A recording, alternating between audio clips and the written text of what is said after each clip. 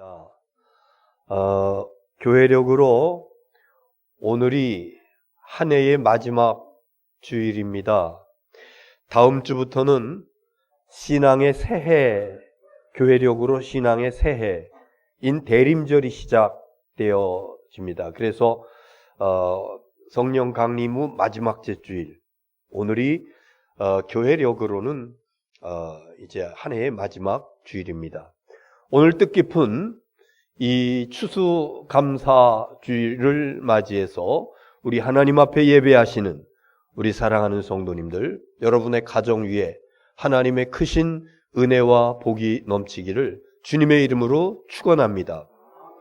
오늘은 칵테일 파티 현상, 좀 생소한 단어예요. 칵테일 파티 현상이라고 하는 이야기를 오늘 시작을 하려고 합니다. 이 칵테일 파티 현상이라고 하는 것은 사람들의 귀에 끊임없이 수많은 소리가 들려오는데, 그런데 인간의 뇌는 들려오는 소리를 같은 소리로 여기지 아니하고 선택적으로 받아들인다. 칵테일 파티 현상이라고 하는 것인데, 더 이해를 돕기 위해서 파티를 하는데, 이제 파티장에는 여러 사람들이 운집을 하고, 그리고 때로는 실제로 음악을 연주를 하기도 하고, 아니면은 음악을 깔아주기도 하고, 그리고 여러 사람들이 운집한 자리에서 서로 두런두런 이야기하고, 파티는 그런 거 아닙니까? 서로 교제하고 이렇게 대화 나누고 이러면서 서로 명함도 주고받고 이러면서, 그리고 때로는 그 진행자가 있으면은 마이크를 가지고 그 운집한 이들에게 공지도 하고. 그런데 사랑하는 두 여인이 그 파티에 왔을 적에 아무리 주위에 어수선하고 시끌시끌하고 여러 사람들의 소리가 들린다 할지라도 상대방이 하는 이야기를 듣고 나도 그에게 말을 하고, 그럴 적에 다른 주위에 있는 소리들은 그들이 주고받는 그 대화에 아무런 장애가 되지 않는다라고 하는 것입니다. 무슨 얘기냐면은 사람들의 귀에 수많은 소리가 들려오지만은 선택적으로 그것을 취할 수도 있고 거부할 수도 있다. 칵테일 파티 현상입니다. 우리의 삶에는 참으로 많은 소리들이 들려옵니다. 때로는 기쁨의 함성 소리가 들려오기도 하고, 슬픔의 통곡 소리가 들려오기도 하고, 마음의 분노를 일으키는 사건으로 인한 소리가 들려오기도 하고, 마음이 훈훈하고 따스한 그런 이야기들이 소리가 들려오기도 합니다. 저는 1층 서재실에 앉아 있을 때, 특히 가을에 봄에는 더 심한데 굉장히 시끄러운 음악 소리가 여기 전통시장에서 아주 수시로, 그런데 제 취향은 사실은 그건 아닙니다. 그저 조용한 발라드나 아니면은 무슨 팸프루시나 오카리나나 이런 거 연주, 그런 소리 들으면 좋겠어요. 그런데 이거 마치 알코올이 들어간 사람, 사실은 아닌지 여기서 들으니까 굉장히 시끄러워요. 그런데요, 어떤 때는 그 소리가 하나도 안 들려요. 제가 성경 말씀을 읽어 내려가면서 거기 집중하면서 푹 빠져서 그 말씀 속에 들어갔을 때는요, 시끄러워 하나도 안 들려요. 붓을 잡고 한 획을 정성 들여서 글씨를 쓰고 있을 때는요, 그 소리 안 들려요. 이상하게. 선택적으로 사람은 소리를 받아들인다. 어떤 때는 그것이 내 귀에 쏙쏙 들어오기도 하고, 어떤 때는 아무 소리도 들리지 아니하고. 저희 아내와 나누는 대화 가운데 무슨 이야기를 하는데 나는 그 얘기를 못 들었어요. 그래서 나 처음 듣는 얘기인데, 몇을 처음 듣는 얘기예요. 내가 며칠 전에 얘기했잖아요. 근데 난 들은 기억이 없어요. 아마 우리 집사람은 항상 내가 두 눈을 동그랗게 뜨고 귀를 쫑긋 세우고 자기를 향해서 말 한마디 한마디 나오는 것을 다 경청하고 있을 줄로 생각을 하는데, 근데 저는 그렇지 않을 때가 있잖아요. 같은 공간에 같이 있다 할지라도 내가 무슨 다른 생각을 하고 뭔가 골똘히 빠지고 뭐 이랬을 때는요, 등 뒤에서 머리 뒤통수에다 하는 이야기는 안 들어올 수 있을 수가 많아요. 그때 한 얘기는 다 허당. 그래서 내가 그래요. 여보, 앞으로 중요한 얘기할 때는 내 눈을 똑바로 쳐다보고 내가 최소한 당신의 입을 바라볼 수 있는 그런 순간이 됐을 적에 중요한 이야기는 하시오. 그 소통이 안 되면요, 나중에 싸움도 할 수 있어요. 내가 그랬잖아. 내가 언제 그랬어. 뭐 이랬네 저랬네. 선택적으로 들어요. 내가 이렇게 얘기하면은 다 듣는 것 같지요? 제가 그래도 제 목소리도 굉장히 괜찮아요. 발음도 굉장히 괜찮아요. 마이크 시스템도 좋습니다. 지금 이렇게 설교하는데 어떤 사람은 지금 내가 무슨 소리 하는지 안 들려. 왜? 딴 생각하고 있거든요. 귀를 딱 막고 있거든요. 그런데 여러분들 가운데서는 지금 칵테일 파티 현상에 대해서 설명을 하고 있구나, 정확하게 알아들어요. 무슨 말씀을 드리려고 하냐 하면은, 우리가 이야기를 주고받고 또 듣고 이래 할 때에 뇌에서 작용을 해서 어떤 때는 그것을 경청해서 듣기도 하고 어떤 때는 듣지 않을 수도 있고, 많은 소리 속에서 무엇을 듣고 무엇을 버릴 것인가 선택을 해야 되는데, 지금 나의 마음에 담아 있는 것은 나의 귀가 들은 모든 이야기가 아니라 내가 들었던 이야기들 중에서 내가 마음을 열어서 선택했던 것만이 내 마음에 담겨져 있고, 한 주간 동안에도 수많은 이야기를, 수많은 말을 들었지만은, 그러나 내가 마음을 열어서 선택하지 아니했던 스토리, 이야기들은 내 마음속에 아무 흔적도 없다라고 하는 것입니다. 오늘 추수감사절 주일에 지난 시간들을 돌아보면서 하나님 앞에 감사하는 그런 주일입니다. 지난 날들을 돌이켜볼 적에 모든 것이 감사할 만한 그런 것은 아닐 수 있습니다. 때로 살아오면서 원망스러운 일, 짜증스러운 일들이, 화나는 일들이 많이 있었을 것입니다. 그러면 지금 나의 마음이 하나님을 향한 감사의 마음으로 가득 찰 것인가? 아니면은 지난 날을 돌이켜보면서 짜증나고 분노가 일어나고 원망스러운 그런 일들이 생각나고 그러면서 그것을 내 마음속에다가 다 채워놓을 것인가? 그 판가름의 기준이 뭐냐 하면은, 내가 무엇을 선택해서 듣고 무엇을 마음에 담아두느냐라고 하는 것이라고요. 어떤 사람들은 마음에 담아둔 것이 그래, 참 감사하네, 고맙네, 얼마나, 이런 것을 담아뒀어요. 그런데 어떤 사람은요, 다른 사람들과 비교하고 환경을 탓하고 그러면서 원망하고 불평하고 이런 것들만 마음에 담아뒀어요. 그 추수감사절이 됐음에도 불구하고 진정 마음의 감사함만보다는요, 괜히 막 공허하고 막 억울한 생각도 들고 분노도 일어나고. 여러분, 그 책임이 누구에게 있는가? 내가 선택적으로 마음을 열어서 이것을 담을 수도 있고 저것을 담을 수도 있고, 우리는 살아가면서 뭘 내 마음속에 담고 살아야 될 것인가?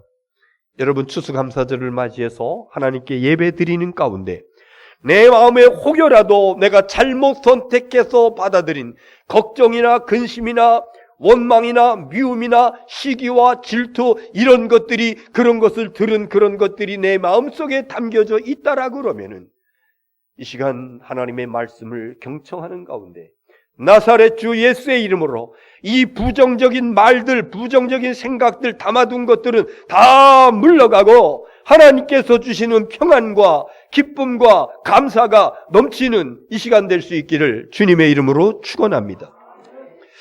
자, 오늘 이스라엘 백성들이 본문 배경 말씀드리는 거예요. 애굽에서 나와가지고 가나안에서 그 광야에서 40년 동안을 여기저기 돌아다닙니다. 그리고 이제 바로 눈앞에 요단강만 건너면은 약속의 땅 젖과 꿀이 흐르는 가나안 땅입니다. 지도자 모세는 그 땅에 들어갈 수 없어요. 이건 하나님의 뜻이에요. 그래서 안타까운 마음을 가지고 이 백성들을 모아놓고 이 백성들에게 설교를 합니다. 그 설교 내용 중에 일부분입니다.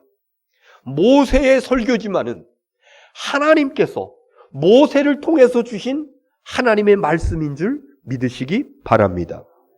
이제 가나안 땅에 들어가면은 하나님께서 여러분들에게 땅을 나눠줄 것인데 그 땅에서 농사하고 소출을 거둔 다음에 그때 어떻게 하나님께 나아갈 것인가? 여기에 대한 말씀을 지금 하고 있는 것입니다. 자, 5절 말씀 보겠어요. 시작. 너는 또 네 하나님 여호와 앞에 아뢰기를 내 조상은 방랑하는 아람 사람으로서 애굽에 내려가 거기에서 소수로 거류하였더니 거기에서 크고 강하고 번성한 민족이 되었는데, 내 조상은 방랑하는 아람 사람으로서, 여기서 내 조상이라고 그러면요, 아브람과 이삭과 야곱 이들은요 유랑민족입니다. 유목민족으로서 여기저기 떠돌아 한 곳에 정착해서 사는 것이 아니라 유목민으로 여기저기. 그런데 방랑하는 아람 사람으로서 그랬는데요, 아람 유다 아니잖아요. 이스라엘의 12지파의 아버지가 되는 야곱에게는 두 아내가 있었으니 레아와 라헬, 그 여인들이 아람 여인들입니다. 그래서 아람 사람으로서 이렇게 표현을 하고 있습니다. 야곱의 그의 11 아들들과 함께 살고 있을 적에 그들이 살고 있는 지역에 엄청난 가뭄이 들어가지고 기근으로 인해서 굶어 죽을 수밖에 없어요. 그때 애굽에는 창고에 그득히 쌓여있는 곡식이 있다고 하는 말을 듣고 은금을 가지고 보화를 가지고 그곳에 쌀을 사러 보내요. 그런데 그곳에서 놀랍게도 어렸을 적에 행방불명되었던 아들 요셉이 애굽의 2인자가 되어서 곡식을 관리하고 있는 것을 알게 됩니다. 그리고 만나게 되고, 그리고 요셉이 자기 형제들을 애굽으로 초청해. 지금 아직 흉년이 남아 있습니다. 여기 와서 사십시오. 먹는 거 걱정 없이 살 수 있도록. 그래서 애굽의 고센 땅으로 야곱의 아들들과 며느리들과 손자녀들이 이주해 와서 정착을 하는데, 그때 인구가 몇 명이었냐면은 70명이었어요. 세월이 흐르고 흘러서 그 12명의 아들들이 결혼하고 자식을 낳고 이러면서 한 민족을 이룹니다.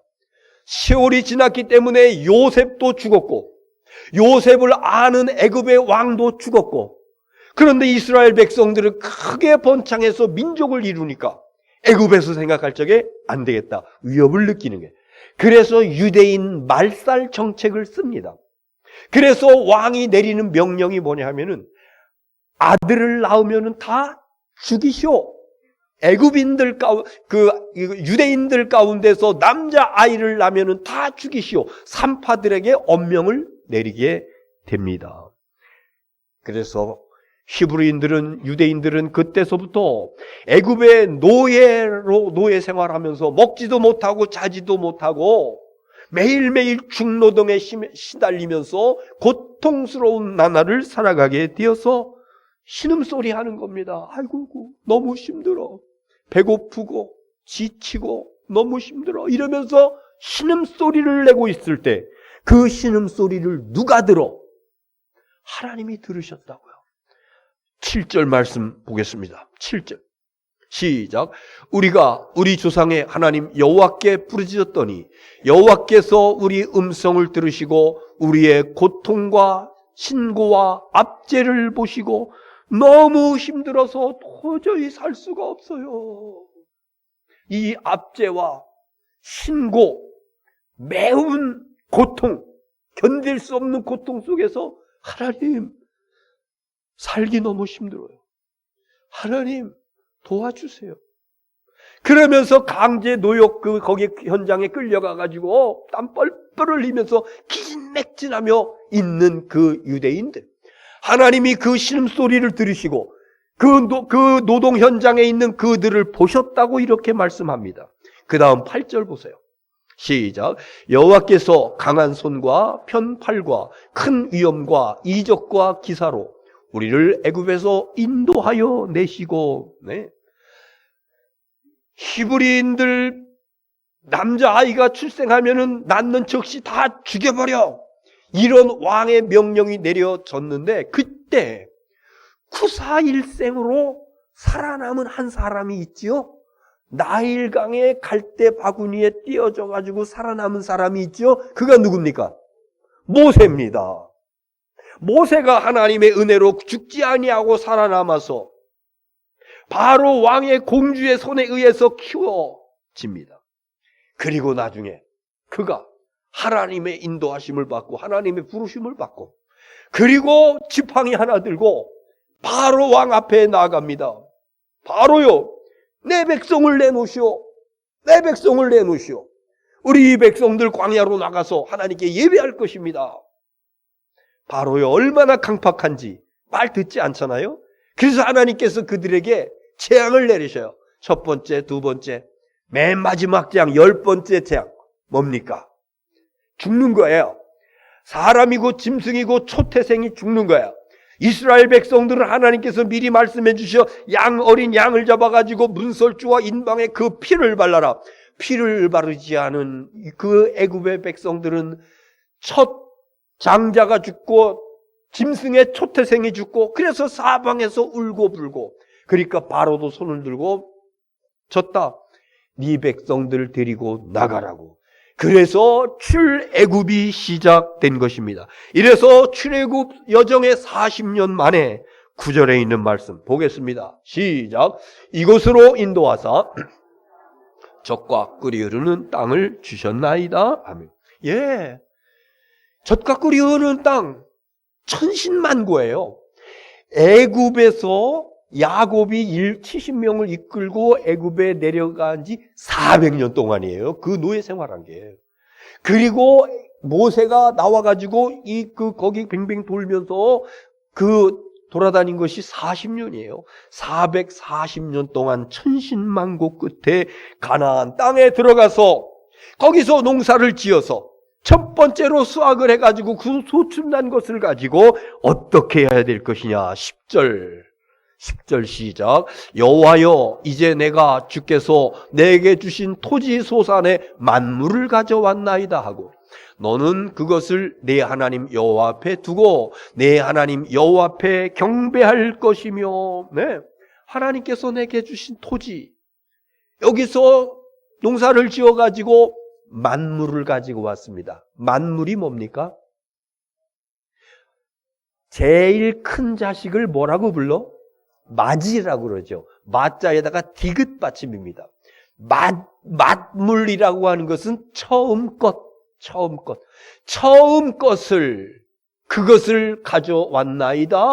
그리고 그것을 여호와 앞에 두고 하나님 앞에서 경배할 것이며, 하나님 앞에서 하나님 감사합니다 그러면서 경배 엎드러 절할 것이며. 우리나라 근대 역사를 보면은 농민들이 굉장히 힘든 그런 우리 이 한반도였습니다. 조선시대. 그런데 조선시대보다 더 농민들이 힘들었던 때가 언젠가 보니까 일제강점기 시대예요. 물론 조선시대 말 고종 19년인가요? 여기 전라북도에서 일어났었던 동학농민혁명, 고부 군수의 그 수탈, 세금, 물세 이런 것 때문에 참다 견디다 못해가지고 일어난 우리 역사의 한 획을 긋는 중요한 것이 이 땅에 이곳에서 일어났는데, 일제 강점기는 더했습니다. 일본 사람들을 대거 이쪽으로 이주시키고, 그리고 법령을 만들어가지고 토지를 빼앗고, 그리고 거의 모든 농민들을 지주 외에는 다 소작농으로 만들어서 자료를 보니까 제가 이 설교하기 위해서 해방전후사의 인식, 그 누렇게 발에 있는 그 책에 그 시대의 그 토지 관련되어진 그 자료들을 찾아봤는데 70에서 80%까지 소장료를 거뒀다고 그래요. 말이 안 되죠.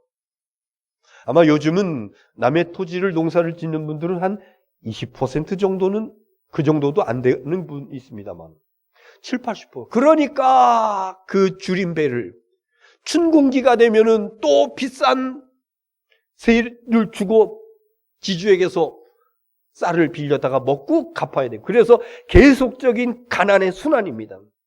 자, 그런데 남의 집 머슴살이 들어가고 그러지 않을 때는 날품팔이도 하고 땀을 흘려가지고 허리를 졸라매고 그래서 약간의 돈을 마련해가지고 내 전답을 샀어요. 몇 평 얼마 안 되는. 그리고 거기에 농사를 잘 지어가지고 추수를 했어요. 소출을 내었습니다. 그때 어떻게 할 거냐?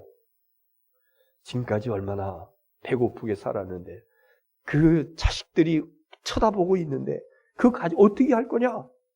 하나님께서는요, 만물을 가지고 하나님 앞에 나와서 하나님께 그것을 드리면서 그러면서 경배할지니라 이렇게 말씀하고 있습니다. 2절 말씀 보겠습니다. 2절 시작. 내 하나님 여호와께서 내게 주신 땅에서 그 토지에 모든 소산에 만물을 거둔 후에 그것을 가져다가 광주리에 담고 내 하나님 여호와께서 그의 이름을 두시려고 택하신 곳으로 그것을 가지고 가서 모든 토지 소산의 만물을 광주리에 담아서 그리고 하나님의 이름을 두시려고 택하신 곳, 하나님의 이름을 두시려고 택하신 곳, 거기가 어디입니까?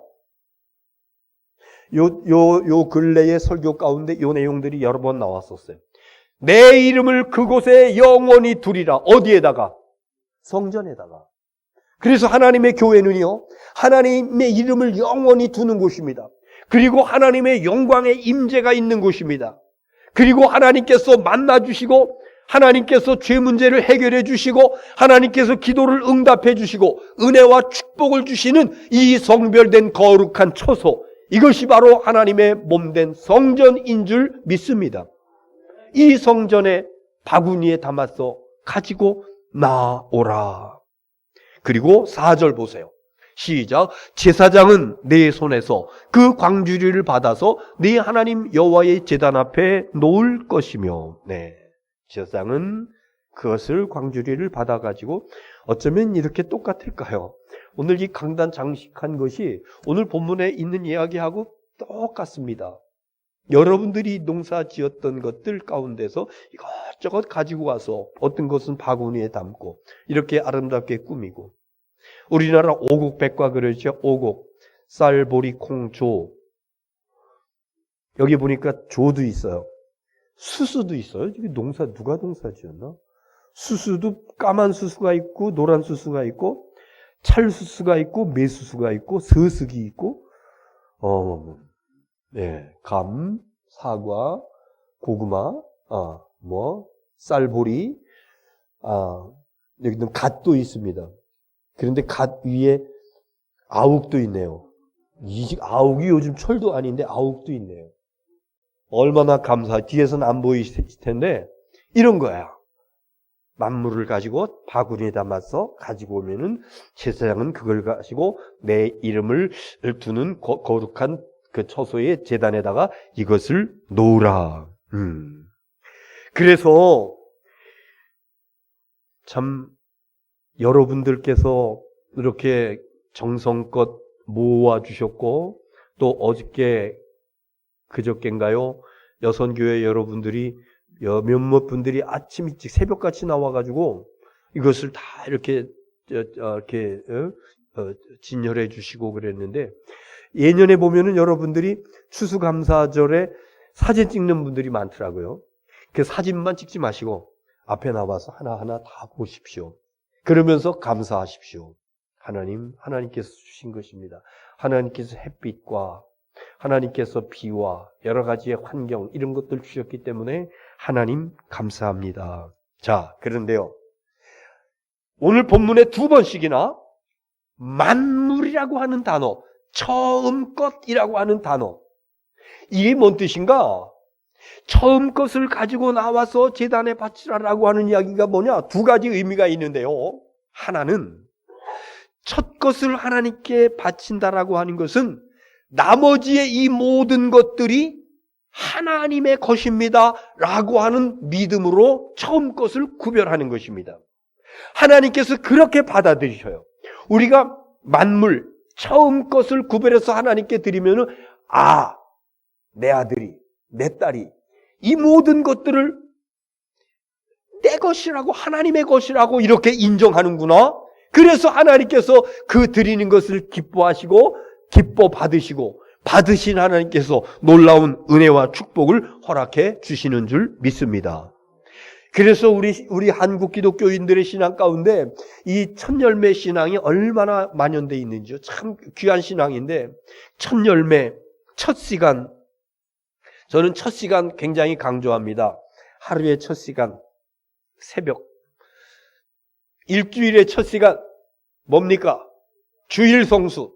한 달의 첫 시간 언제입니까? 언제? 월삭. 그 다음에 1년의 첫 시간 언제입니까? 송구영신. 그래서 그 시간을 구별하는 것이 별거 아닌 것 같아도 아니에요. 이거는요, 맞이, 첫열매, 이건 내 것이라고 말씀하신 하나님께 이것을 갖다가 드릴 수 있는 것은 나머지의 모든 것이 하나님의 것입니다 라고 하는 신앙을 고백하는 것이고, 그래서 이 나머지 모든 것을 하나님께서 책임져 주시고 보장해 주시고 은혜와 복으로 채워 주실 줄로 믿습니다.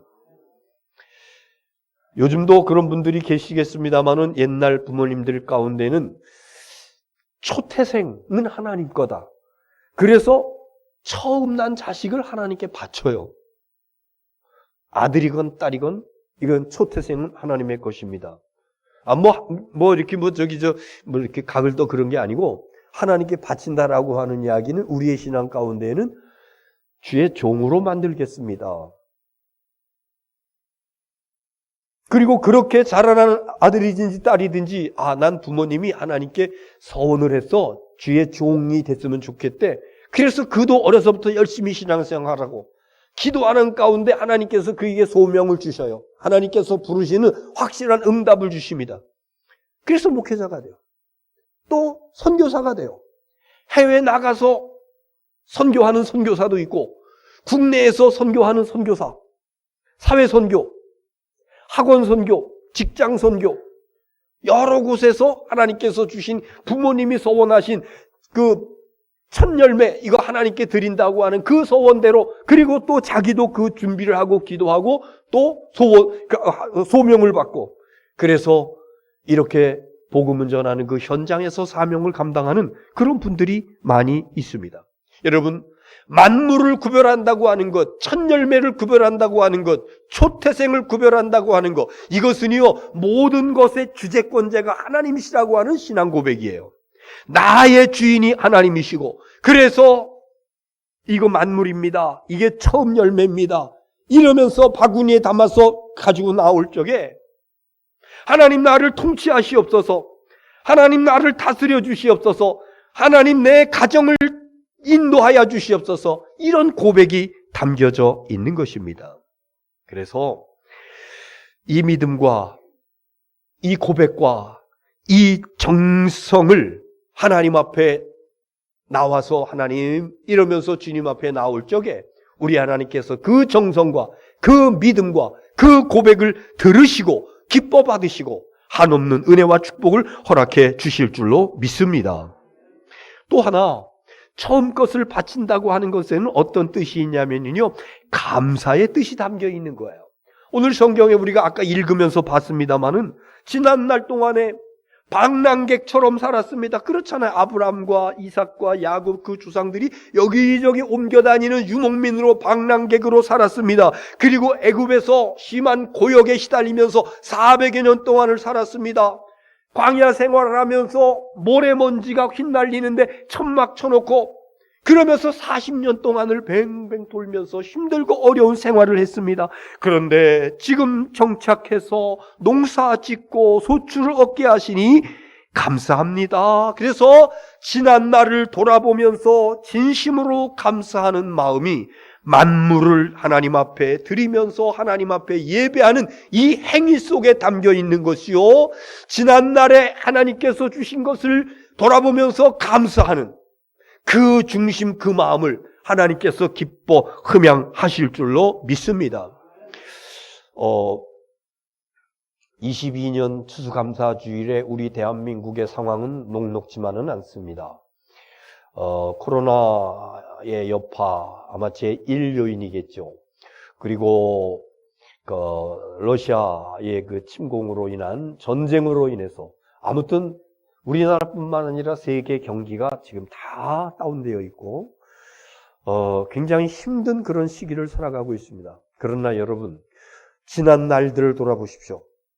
여기 오늘 성경에 지난 날들을 돌아보십시오, 그런 얘기 쭉 나왔듯이 우리 조선시대는 말할 것도 없고 그 이후에 일제강점기 끝나고 6.25 전쟁이 일어나고 완전히 잿더미 위에, 그때 우리 대한민국은요, 외국에서 밀가루 푸대, 옥수수 푸대 보내주지 않으면 다 굶을 수밖에 없었어요. 그래서 그 밀가루로 빵을 만들고 그 옥수수로 강냉이 죽을 만들고 그거 얻어먹으면서 학교 다녔어요. 그러면서 지금 대한민국, 그래도 세계 위에 저는 자부합니다. 우리 대한민국은 어디다 내놔도 조금도 손색이 없는 우뚝 선 대한민국이라고. 여러분, 이거 하나님의 은혜인 줄 믿습니다. 그래서 옛날에는 제가 처음에 외국에 나갔을 적에, 그때가 이제 전도사 막 이제 그때였었는데, 미국에 갔었을 적에 굉장히 초라했어요.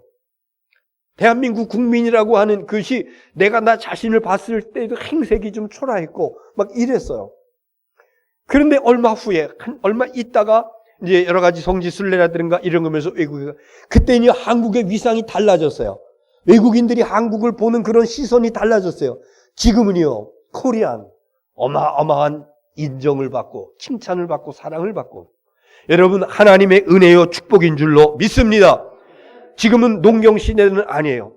그래서 우리 앞에 이렇게 진열을 했습니다만은 상징적인 것들입니다. 그래서 추수감사절을 맞이해서 여러분들이 하나님 앞에 만물을 드리는, 처음 것을 드리는 그런 심정으로 봉투를 준비하고 추수감사 헌금을 준비하고 그것으로서 하나님 앞에 바칠 때에 그 의미는요, 처음 것을 구별하여 모든 것의 주인이 하나님이십니다. 이 처음 것을 받아 주시옵소서. 두 번째는 하나님, 지난 날을 돌이켜보면서 힘들고 어려운 과거에 이런 여러 가지 삶의 모습들이 있었는데 그래도 오늘 이만한 것 하나님 감사합니다. 그러면서 하나님 앞에 감사한 마음으로 제단에 가지고 나와서, 목사가 제사장은 아닙니다마는 맡겨주신 직임 때문에 그것을 받아서 주님의 강단에 올리고, 그리고 하나님 앞에 이 예물을 드리게 되는 것입니다.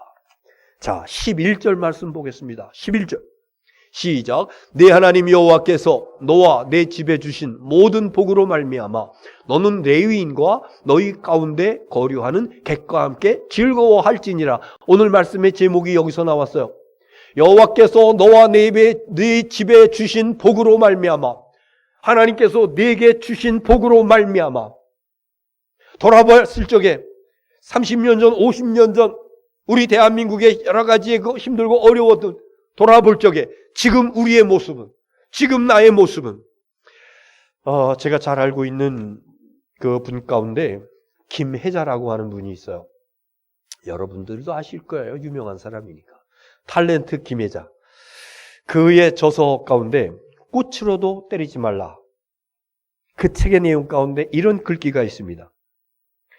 만일 냉장고에 먹을 것이 있고 몸에 옷을 걸치고 지붕이 있는 데서 잘 곳이 있는 사람이면 당신은 이 세상 75%의 사람들보다 잘 살고 있는 것입니다. 그러니까 지금도 75%의 사람들은 냉장고를 열어서 먹을 것이 있지 않고 걸칠 옷도 없고 잘 때 가릴 수 있는 그런 지붕이 없는 그런 데에 노출된 그런 사람들이 많이 있다. 다른 사람들의 손을 잡아주고 안아주고 어깨를 토닥거려 줄 수 있는 사람이라면 당신은 축복받은 사람입니다. 네, 여러분, 저와 여러분 어떻습니까? 감사할 조건이 있습니까? 없습니까? 우리는 하나님께서 주시는 복으로 살아가는 사람들, 하나님께서 이 모든 것들 나에게 다 주셨습니다. 나의 건강도 하나님 주셨습니다. 나의 생명도 하나님이 주셨습니다. 나의 가정도 주셨습니다. 나의 자녀도, 나의 부모도, 나의 물질도 하나님께서 주셨습니다. 나는 하나님께서 주시는 복으로 사는 사람입니다. 한번 고백해 봅시다. 나는 하나님께서 주시는 복으로 사는 자입니다. 근데 여러분, 교만한 사람은요, 이 고백 못해요. 나는 하나님께서 주시는 복으로 사는 사람입니다. 이 고백을 교만한 사람은 못해요. 왜 못합니까? 내가 할 수 있는 건데 무슨 하나님이. 내가 노력했고, 내가 수고했고, 내가 땀 흘리고, 내가 공부했고, 내가 지혜를 모았고, 그래서 재산을 증식했고, 하나님 앞에 교만한 사람입니다. 그리고 하나님 앞에서 믿음 없는 사람입니다.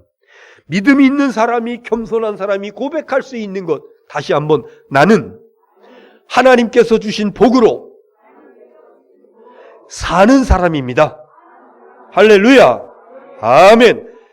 믿음 있는 사람의 고백이요, 겸손한 사람의 고백이요, 우리 하나님은 교만한 자를 물리치시고 겸손한 자에게 은혜를 베푸신다고 그랬으니 나는 하나님께서 주시는 복으로 살아가는 사람입니다. 제가 처음에 말씀드렸죠. 칵테일 파티 현상, 심리학 용어 중에 하나인데요. 들려오는 무수한 소리 가운데서 마음의 길을 열어 내가 듣는 것만, 선택하는 것만 들을 수 있다. 그래서 감사를 선택하면은 내 마음속에 감사가 쌓입니다. 그러나 원망을 선택하면 내 마음에 원망이 쌓입니다. 감사를 선택한 사람은 내 마음속에 미소 짓는 그런 것이 있어가지고 그런 복된 인생을 살아갑니다. 그러나 원망, 불평을 선택한 사람은요, 찡그린 그러한 모습을 담아서 그런 모습으로 살아가게 됩니다. 여러분, 앞으로 우리의 생애가 미소 짓는 모습으로 살고 싶습니까? 아니면은 찡그린 모습으로 살고 싶습니까? 여기에 대한 것은 여러분의 선택에 달려 있습니다.